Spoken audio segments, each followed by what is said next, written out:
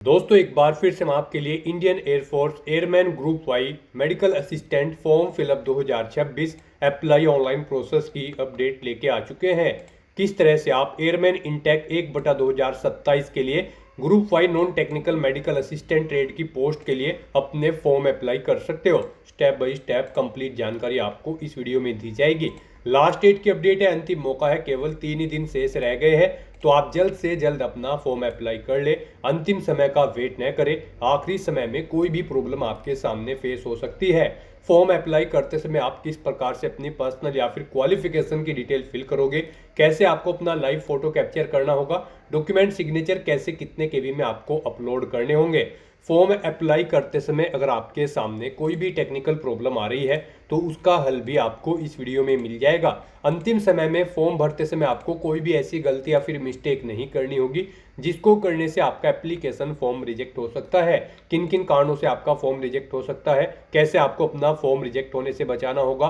Form apply करते समय आपको कुछ महत्वपूर्ण बातों को भी ध्यान में रखना होगा, तभी आपका फॉर्म भी सक्सेसफुली सबमिट हो पाएगा। मोबाइल फोन, टैबलेट या फिर लैपटॉप किसी भी डिवाइस से आप अपना फॉर्म अप्लाई कर सकते हो। सेम तरह से आपका फॉर्म भरा जाएगा, बस लुकिंग इंटरफेस चेंज हो जाएगा। आवेदन करते समय आप किस प्रकार से अपना फीस पेमेंट करोगे, किस तरह से आपको रजिस्ट्रेशन से लेकर प्रिंट तक अपना फॉर्म अप्लाई कर लेना होगा, पूरी जानकारी के लिए आपको ये वीडियो शुरू से लेके एंड तक बिना स्किप किए हुए देखनी होगी।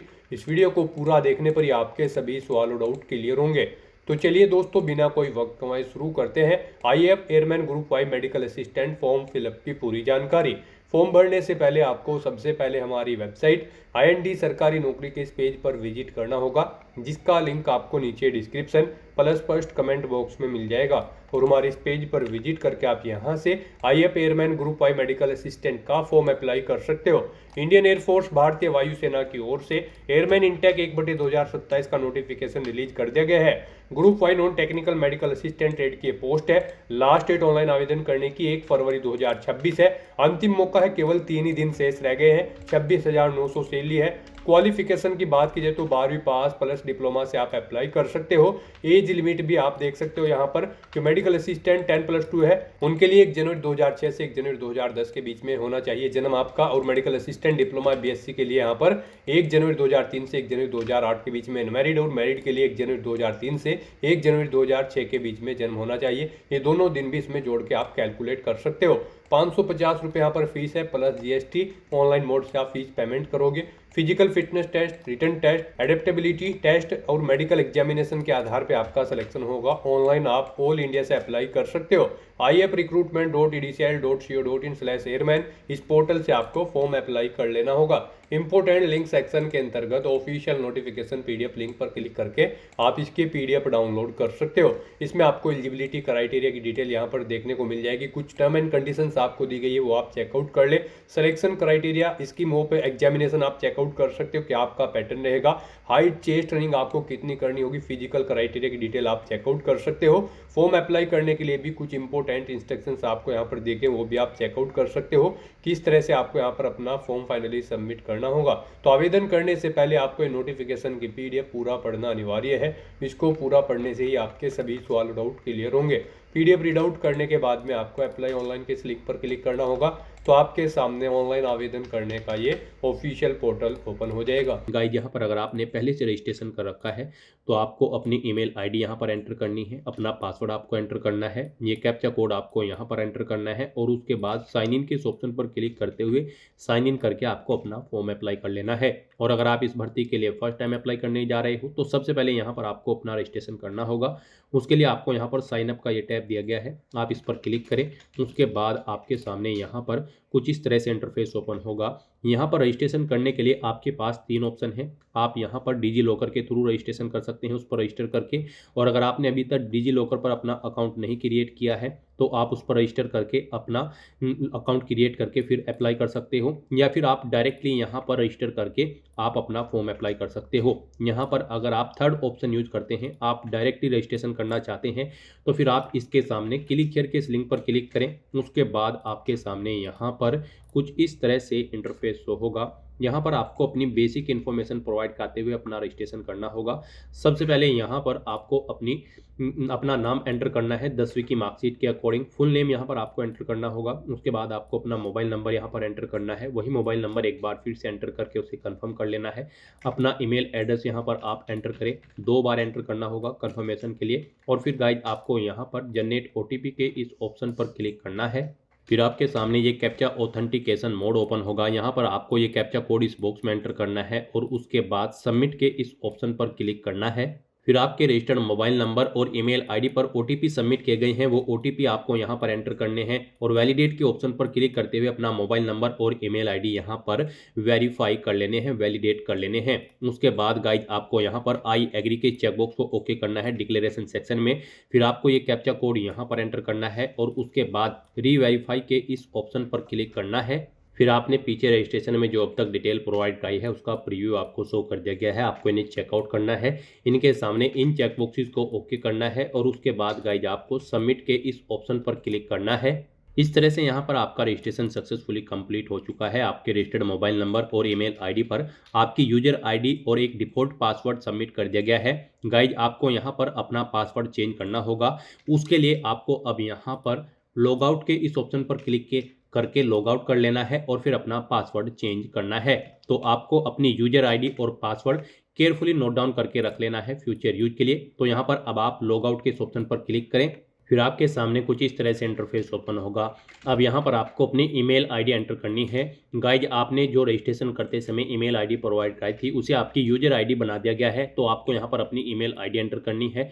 अपना पासवर्ड आपको एंटर करना है, एक डिफॉल्ट पासवर्ड जो आपकी ईमेल आईडी और मोबाइल नंबर पर आया है वो पासवर्ड आपको यहाँ पर एंटर करना है। ये कैप्चा कोड आपको यहाँ पर एंटर करना है और उसके बाद फिर आपको साइन इन के इस ऑप्शन पर क्लिक करना है और यहाँ पर अब आपको अपना पासवर्ड चेंज करना है। पासवर्ड चेंज करने से पहले यहाँ पर आपको कुछ गाइडलाइन दी गई है। आपको इन गाइडलाइंस को केयरफुली चेकआउट कर लेना है। जैसे कि यहाँ पर आपका पासवर्ड 8 से 15 कैरेक्टर के बीच में होना चाहिए और ये अल्फा न्यूमेरिक फॉर्मेट में होना चाहिए। मीन्स आपके पासवर्ड में कम से कम एक अपर केस कैरेक्टर, एक लोअर केस कैरेक्टर और एक इंटीजर नंबर जैसे कि 1 2 3 और एक स्पेशल कैरेक्टर जैसे कि @ या फिर डॉलर होना चाहिए। तो इस फॉर्मेट में यहाँ पर अब आपको अपना नया पासवर्ड एंटर करना है। वही पासवर्ड आपको यहाँ पर कंफर्म न्यू पासवर्ड के इस फील्ड में एंटर करना है और फिर आपको ये कैप्चा कोड यहाँ पर एंटर करना है और उसके बाद आपको चेंज पासवर्ड के इस ऑप्शन पर क्लिक करते हुए अपना पासवर्ड चेंज कर लेना है। इस तरह से यहाँ पर आपका पासवर्ड सक्सेसफुली चेंज हो जाएगा। अब आपको यहाँ पर अपनी ईमेल आईडी एंटर करनी है और अपना नया पासवर्ड एंटर करना है जो आपने अभी अभी क्रिएट किया है। फिर आपको ये कैप्चा कोड यहाँ पर एंटर करना है और उसके बाद साइन इन के इस ऑप्शन पर क्लिक करते हुए अपने डैशबोर्ड में साइन इन कर लेना है। लॉगिन करने के बाद आपके सामने आपका डैशबोर्ड कुछ इस तरह से शो होगा।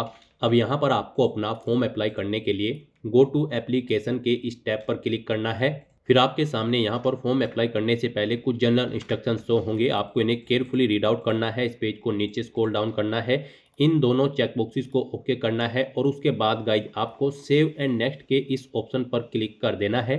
अब यहाँ पर आपका फॉर्म स्टार्ट हो चुका है। आपको अपनी पर्सनल डिटेल प्रोवाइड करनी है। कुछ डिटेल यहाँ पर आपको ऑटोमेटिकली फिर मिल जाएगी जो आपके रजिस्ट्रेशन से फैच कर ली गई है। जैसे कि यहाँ पर आपका एप्लीकेशन नंबर, आपका नाम। अब यहाँ पर बस आपको अपने फादर का नाम एंटर करना है। उसके बाद आपको अपनी मदर का नाम एंटर करना है।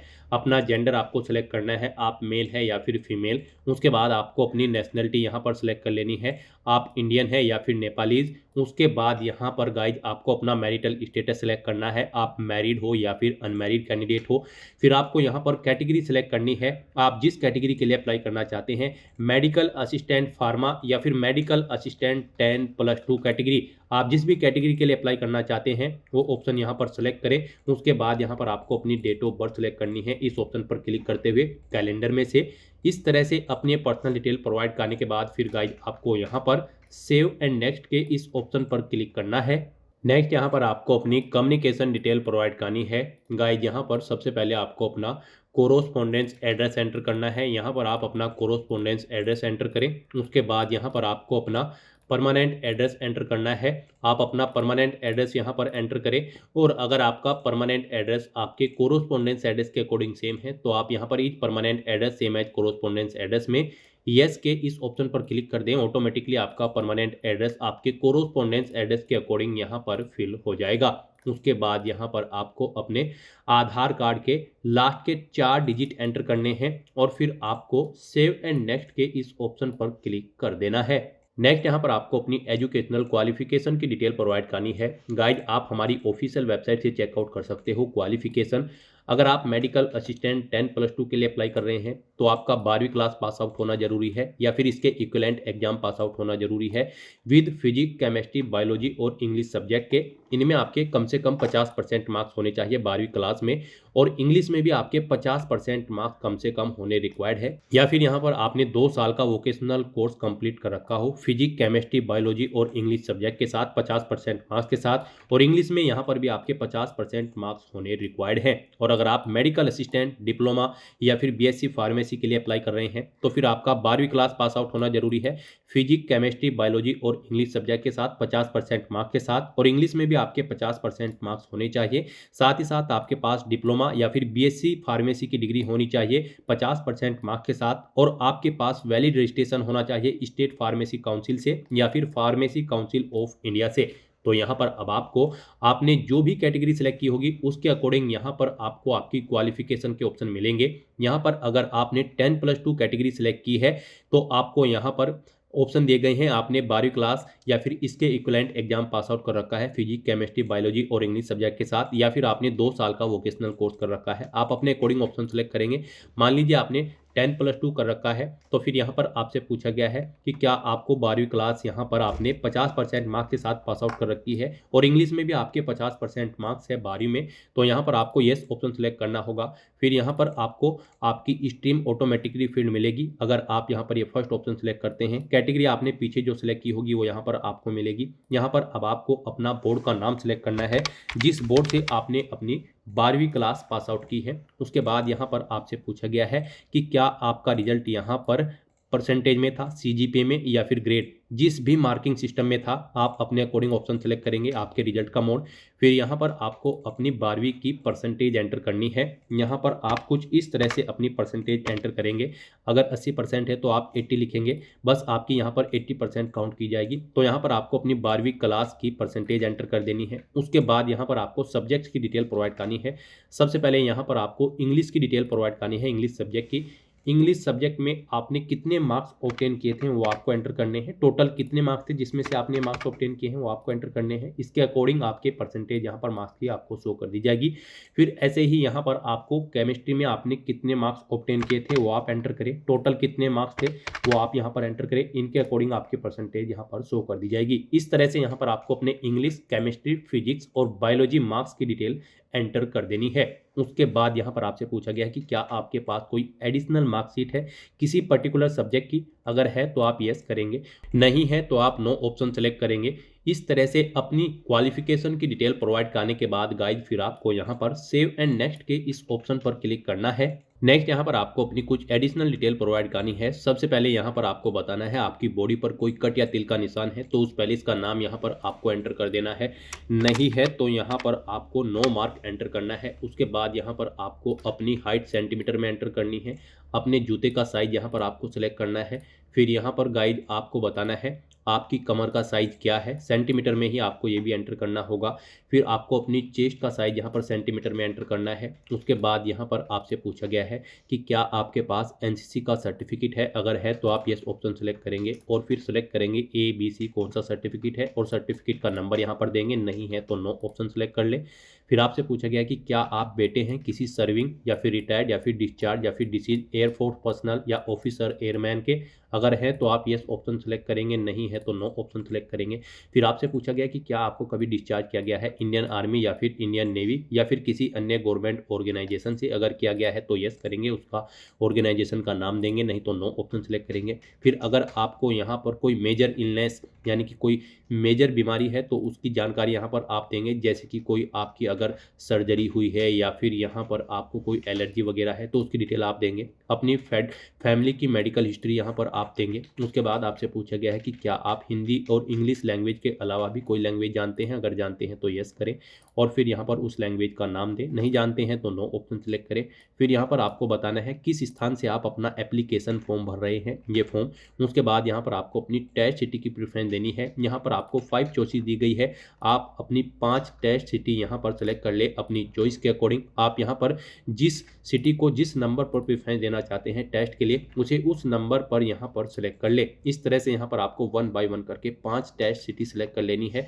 फिर यहाँ पर आपको एएससी प्रेफरेंस देनी है। यहाँ पर गाइज आप जिस एएससी सेंटर को जिस नंबर पर प्रेफरेंस देना चाहते हैं उस नंबर पर आप सिलेक्ट करें। इस तरह से आप 1 बाय 1 करके जिस सेंटर को जिस नंबर पर प्रेफरेंस देना चाहते हैं उस नंबर पर सेलेक्ट करेंगे। 14 चॉइसेस आपके पास है, आप 14 एएससी प्रेफरेंस यहाँ पर सेलेक्ट करें और उसके बाद गाइज फिर आपको यहाँ पर सेव एंड नेक्स्ट के इस ऑप्शन पर क्लिक कर देना है। नेक्स्ट यहाँ पर आपको अपने डॉक्यूमेंट अपलोड करने हैं। यहाँ पर आपको अपना लाइव फोटो कैप्चर करना है और एक recent passport size colour photo upload करना है। फिर आपको अपने सिग्नेचर अपलोड करने हैं। उसके बाद आपको अपना लेफ्ट थंब इंप्रेशन यहाँ पर आपको अपलोड करना है। आपको दी गई गाइडलाइंस के अकॉर्डिंग ही यहाँ पर अपने डॉक्यूमेंट्स को अपलोड करना होगा, अदरवाइज आपका फॉर्म रिजेक्ट हो सकता है। तो यहाँ पर अपना फोटो कैप्चर करने के लिए और पासपोर्ट साइज फोटो अपलोड करने के लिए गाइज आपको क्लिक हियर टू अपलोड के इस ऑप्शन पर क्लिक करना है। यहाँ पर फोटो कैप्चर करने के लिए आपको click here to capture photo के इस ऑप्शन पर क्लिक करना है और अपने वेब कैमरा या फिर मोबाइल फोन के थ्रू अपना लाइव फोटो यहाँ पर कैप्चर कर लेना है। फोटो कैप्चर करते समय आपको कुछ चीज़ों का ध्यान रखना होगा। आपको बैठकर या खड़े होकर व्हाइट बैकग्राउंड पर अपना फोटो कैप्चर करना है। फोटो कैप्चर करते समय आपको अपने चेहरे पर कोई मास्क नहीं लगाना है, कानों में ईयरफोन्स वगैरह नहीं पहनने हैं। प्रॉपर वे में लाइट होनी चाहिए उस स्थान पर जिस स्थान पर आप अपना फोटो कैप्चर करेंगे। आपको सीधा बिल्कुल कैमरे की तरफ देखना है और अपना फोटो कैप्चर कर लेना है। उसके बाद गाइज यहाँ पर आपको अपना फोटो अपलोड करना है। आप अपलोड फोटोग्राफ के इस ऑप्शन पर क्लिक करेंगे। यहाँ पर फोटो अपलोड करने से पहले भी आपको गाइडलाइन ध्यान में रख लेनी है। फोटो यहाँ पर आप जो अपलोड करोगे उसका साइज 100 KB से 200 KB के बीच में होना चाहिए। डायमेंशन उस फाइल की 3.5 सेंटीमीटर इंटू 4.5 सेंटीमीटर होनी चाहिए। जेपीजी या फिर जेपीजी फॉर्मेट में आपकी फाइल होनी चाहिए। तो फोटो अपलोड करने के लिए आपको draw files here / browse to upload के इस ऑप्शन पर क्लिक करना है। फाइल को सिलेक्ट कर लेना है और यहाँ पर अपना पासपोर्ट साइज फोटो आपको अपलोड कर देना है। उसके बाद आपको यहाँ पर अपने सिग्नेचर अपलोड करने हैं। उसके लिए भी आप क्लिक हियर टू अपलोड के इस ऑप्शन पर क्लिक करें। सिग्नेचर आपके 80 KB से 150 KB के बीच में होने चाहिए। जेपीजी या फिर जेपीजी फॉर्मेट में होने चाहिए। आपको ड्रॉ फाइल्स हियर के इस ऑप्शन पर क्लिक करना है, फाइल को सिलेक्ट कर लेना है और अपने सिग्नेचर भी यहाँ पर आपको अपलोड कर देने हैं। फिर आपको यहाँ पर अपना left hand thumb impression upload करना है। उसके लिए भी आप क्लिक हियर टू अपलोड के इस ऑप्शन पर क्लिक करेंगे। यहाँ पर आपका जो थंब इंप्रेशन होगा वो 50 KB से 100 KB के बीच में होना चाहिए। जेपीजी या फिर जेपीजी फॉर्मेट में आपका ये थंब इंप्रेशन होना चाहिए। तो इसके लिए भी आपको draw files here / browse to upload के ऑप्शन पर क्लिक करना है, फाइल को सिलेक्ट कर लेना है और अपना थंब इंप्रेशन भी यहाँ पर आपको अपलोड कर देना है। फिर यहाँ पर आप व्यू के लिंक पर क्लिक करके अपने इन तीनों डॉक्यूमेंट्स को चेकआउट कर सकते हो। उसके बाद यहाँ पर आपको अपना फीस पेमेंट करना है। आपको कैटेगरी के अकॉर्डिंग एप्लीकेशन फीस का अमाउंट देखने को मिल जाएगा। गाइस यहाँ पर सभी कैंडिडेट को 550 रुपये प्लस GST चार्ज के रूप में फीस जमा करानी होगी। आपको 649 रुपये फीस जमा करानी होगी GST ऐड करते हुए। अब आपको यहाँ पर डिक्लेरेशन सेक्शन में आना है। इन सभी चेक बॉक्सेस को 1 बाय 1 करके आपको ओके करना है। उसके बाद आपको ये कैप्चा कोड यहाँ पर एंटर करना है और फिर गाइस आपको प्रीव्यू के इस ऑप्शन पर क्लिक करते हुए अपने एप्लीकेशन फॉर्म का प्रीव्यू चेकआउट कर लेना है। कहीं पर कोई मिस्टेक है तो आप बैक बटन पर क्लिक करके एडिट कर सकते हैं और अगर सभी चीज़ें ओके हैं तो बस यहाँ पर आपको सबमिट के इस ऑप्शन पर क्लिक कर देना है। नेक्स्ट आपके सामने कुछ इस तरह से इंटरफेस ओपन होगा। यहाँ पर आपका फॉर्म तो सबमिट हो चुका है लेकिन इसे कंसीडर आपके फीस पेमेंट के बाद ही किया जाएगा। तो यहाँ पर अब आपको अपना फीस पेमेंट करना है। आप net banking, debit card, credit card या फिर UPI के माध्यम से अपना फीस पेमेंट कर सकते हो। UPI यहाँ पर आपके लिए सबसे बेस्ट और ईजी ऑप्शन रहेगा। तो आप UPI के इस ऑप्शन पर क्लिक करें और अपना फीस पेमेंट करें। नेक्स्ट आपके सामने कुछ इस तरह से इंटरफेस ओपन होगा। UPI में भी आपके पास 2 ऑप्शन है। आप UPI ID या फिर QR कोड के थ्रू अपना फीस पेमेंट कर सकते हो। UPI ID ऑप्शन अगर आप सेलेक्ट करते हैं तो यहाँ पर आप अपनी UPI ID एंटर करेंगे और कंफर्म के इस ऑप्शन पर क्लिक करते हुए आप अपना फीस पेमेंट कर देंगे। और गाइज अगर आप यहाँ पर QR कोड का ऑप्शन सेलेक्ट करते हैं तो आप QR कोड के इस ऑप्शन पर क्लिक करें, कंफर्म के ऑप्शन पर क्लिक करें, फिर आपके सामने ये QR कोड शो होगा। आप इसे अपने UPI से स्कैन करें और अपना फीस पेमेंट कर दें। सक्सेसफुली फीस पेमेंट करते ही यहाँ पर आपके एप्लीकेशन फॉर्म की सभी टास्क कंप्लीट हो जाएगी। उसके बाद आपको अपने एप्लीकेशन फॉर्म का एक हार्ड कॉपी प्रिंट आउट ले लेना है फ्यूचर यूज के लिए, फ्यूचर रेफरेंस के लिए।